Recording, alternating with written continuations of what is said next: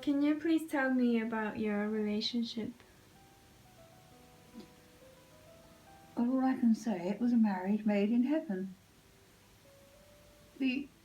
Everything was for each other. I couldn't wait for Chris to come home from his work, which was banking in the city.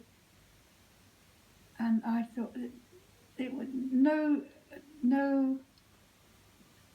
time together was absolutely always incredible, fulfilling, and we both had a lot of interests in common, which I think helped.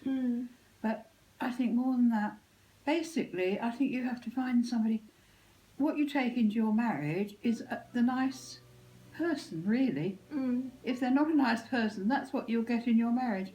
Basically, Chris was such a lovely person, and because of that, you couldn't help but love him anyway. But I just thank God, and I mean that I met him, and we had 56 years which were incredibly wonderful.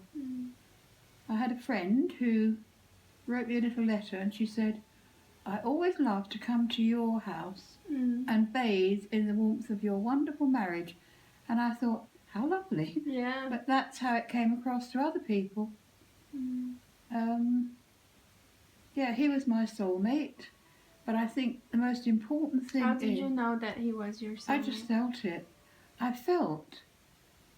I was going to say, I felt almost as if I'd known him before. I probably had. Maybe in a past life, I don't know. But everything about him was just perfect for me. And I think the one thing I would say to anybody, don't accept second best. Don't think, oh, he's nice, or they're nice, or... No, wait for the real feeling that you'll get, and you'll just know. You'll know that this is the right thing, and that relationship gets better and better and better. Yeah, beautiful. It does. You just find it gets better. How did you meet Chris? Right, it was an April evening, and I'd had a very busy day at work. And I was tired and thought, I'll go home. It was a Friday. I'll go home, wash my hair, have an early night, just relax for the evening. I got home and my sister said, come on, let's go out for a coffee. It's a lovely evening. I said, no, I don't think so. I said, by the way, on my way home tonight, I said, I came a shortcut home from my office, and I said, there was a young man. As I walked round one particular corner, there was this young man, and both of us stopped and looked at each other, as if we had to. And I thought, oh, he's nice. Then he obviously said he felt the same when he saw me. Yeah. All right. Anyway, I thought, what a shame. He obviously is somebody I'll never see in my life again. I arrived home, and my sister immediately said, come on, let's go out, go and have a coffee somewhere. It's a lovely evening. And I said, not tonight, my sister. I'm tired. I've had a rotten day at the office. No, come on. We only need to be half an hour. Let's go for a coffee somewhere. And we'll come back, and you can go to bed early, do what you have to do. Okay. So I didn't even particularly smart myself up. I went just as I'd come from the office, which amazed me, looking back on it, to think that what happened after. We chose this coffee bar, which was near where we lived. We walked in, it was very crowded, and suddenly, who should be sitting there but this, who turned out to be Chris, with his friend. And he had persuaded Chris to go out for the evening, and Chris was reluctant. Chris said, no, I've had a really busy day at the bank. No, come on, it's a nice evening, come on, let's go and have a coffee or a pint at the pub. And as we walked in, apparently, Chris said, my God, that's the girl, were his words. And this Terry, his name, called me over and my sister and said, come and sit here, girls. I was so embarrassed and shy. Number one, I wasn't looking particularly glamorous. And I thought, oh my God, fancy this happening. We sat down. Chris and I never spoke a word to each other. Not a word. We were both feeling absolutely shocked, but shy. Chris said he thought, God, I didn't even bother to have a quick shave before I came. And I thought, my God, I didn't even bother to do much with my appearance. Anyway, my sister and Terry sat talking, and they held the conversation between them. Chris and I just sat almost looking at each other. And suddenly Terry said, I said, right, come on, Angela, we ought to go. It's quite late and I'm tired. And suddenly he said, turned to Chris and said, well, come on, numbers, phone numbers. And my sister said, He's a yes, good friend. come on. And the phone number was given to Chris. And I thought, as I got outside, my sister said, oh, he is nice. I said, it's very nice. And I said, oh, I don't suppose he'll ring. And of course he did, the very next morning. And then he said, right, don't even know your name. We didn't really get introduced. And he told me afterwards that it was almost like he could not believe this could have happened. So he was in shock. He was in shock. He said to his friend, I saw this girl on my way home tonight. I really liked her. Know anything about her. She might be a disappointment, but I don't know. There's something that clicked immediately. We saw each other. And, well, there we go. He said we'll probably never see each other again. It was definitely meant to be. I can only say what our relationship from then on, we became engaged within a year and married within 18 months. And life was just absolutely incredible. And all I kept thinking was, I'm so glad I didn't settle for second best.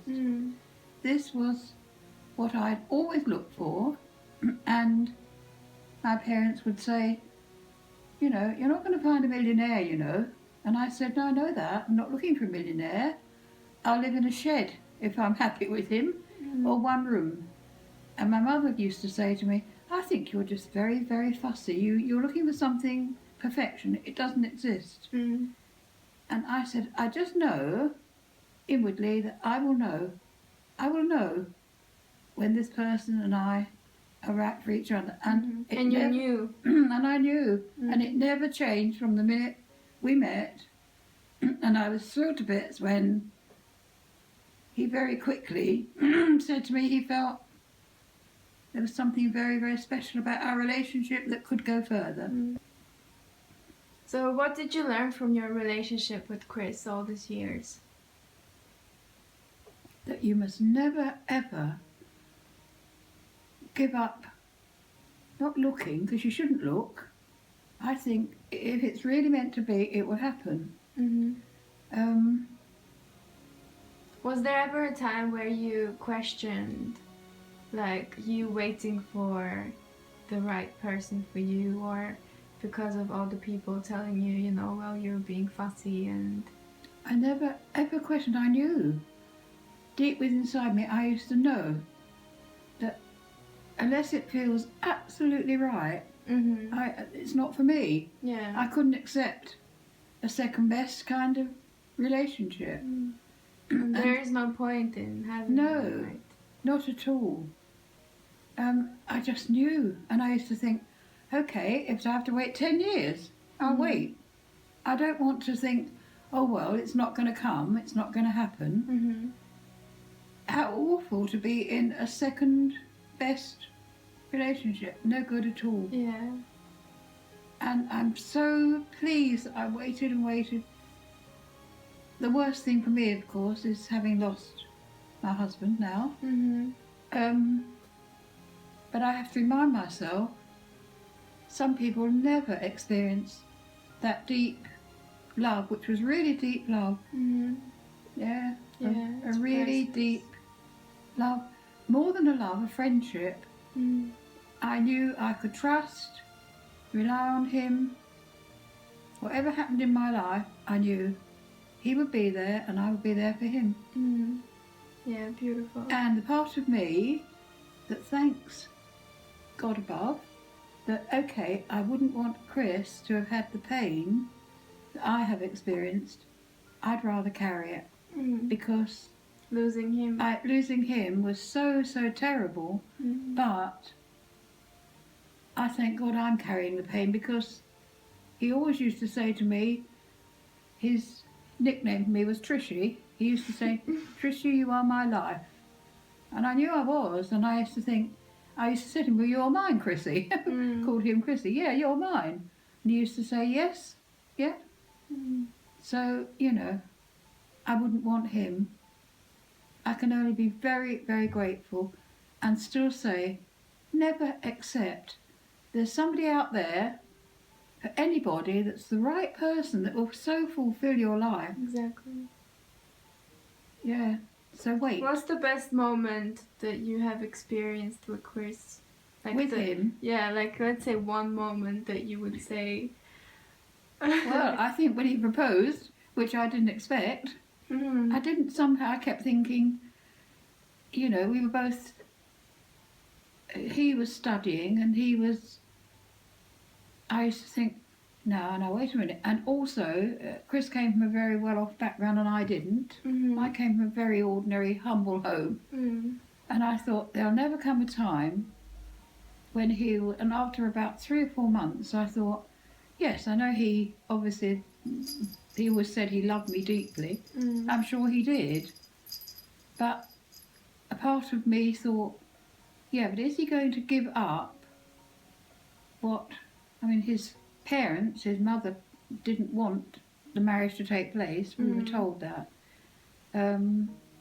Because of your background? Because of my background, yes. But because, and I felt he's going to lose his inheritance if he marries me. And I knew the very day that he decided that he chose that. He chose me, knowing that he could lose everything, and of course financially he did. But again, he gained so much more. He gained so much. At his 70th birthday dinner, his brother stood up and said, I'll never forget how it changed my brother's life when he met Pat. Totally changed his life. He said he was unsettled. He was working very hard, but he was unsettled. He'd obviously had lots of girlfriends, as young men do. But he said, I can remember thinking at the wedding day, this is the happiest day of your life, as he stood at that altar. I knew that was the happiest day of his life. He had met and married the love of his life.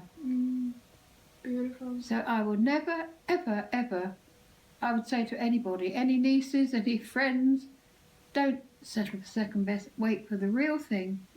You'll never regret it, and it will keep rewarding you. Exactly. And there is no time for it. Yeah. That you have to wait or plan for. No, there's no time. No time at all. I remember a girl I worked with. I remember saying to her, do you know, I've been married at that point sort of 10 years. And I said, I remember saying to her, do you know, I still get a tingle when I hear my husband come in the door. And she said, oh my God. She said, how lovely. She said, I can't bear to hear my husband's key in the door. Oh, wow. And I thought, how very sad. And that tingle, that excitement, that joy at him being home never, ever, ever went away. So, well worth waiting for. Yeah. Well worth waiting for. So what's your final advice to anyone who's looking for a soulful relationship? Don't give up. And don't think this is nearly what I'm wanting. You will know. You'll know it's exactly right for you both. Yeah. And you won't question it, right? You'll never ever think, now, do I like this about him, or does he like it? No. You will just know. And the very first time, I think we both realised that this was going to go on forever. After we'd been seeing each other a couple of months, he had to go away. He promised his mother he would take her to the tennis finals in Eastbourne. And he thought, now if he told me that, if he said to me, oh, I'm away for the next 10 days, I would think, oh God, he's a mother's boy. So he didn't tell me. Mhm. So what he did, he just went. Mother's boy. I did. I thought, well, he might have thought that I would think, Yeah. oh God, you know, he's more interested in his mother. However, he went, and I remember thinking, oh, he's probably doing his studying for his work and his exams. And after 5 days, he made a phone call here to me, to my home, and I had thought he's probably not as interested as I thought he was. And suddenly he said, I'm coming back. 5 days away from you is too long. Oh, wow. And we've got to make this something very serious. And that was how it was. It was just, that's how it was. So I would say to anybody, do not accept anything second rate. You'll be rewarded forever. What else would you like to add? I'd like to say, my one dream, my one hope is that we will meet again in another life. My goodness, what a reunion. Yeah. Yeah. Can you feel the connection with him now? I can feel him around me.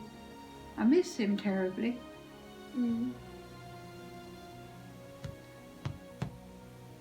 But I know he wouldn't want me to be unhappy, Yeah.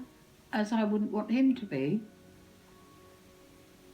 So that's what I can hope for, you know.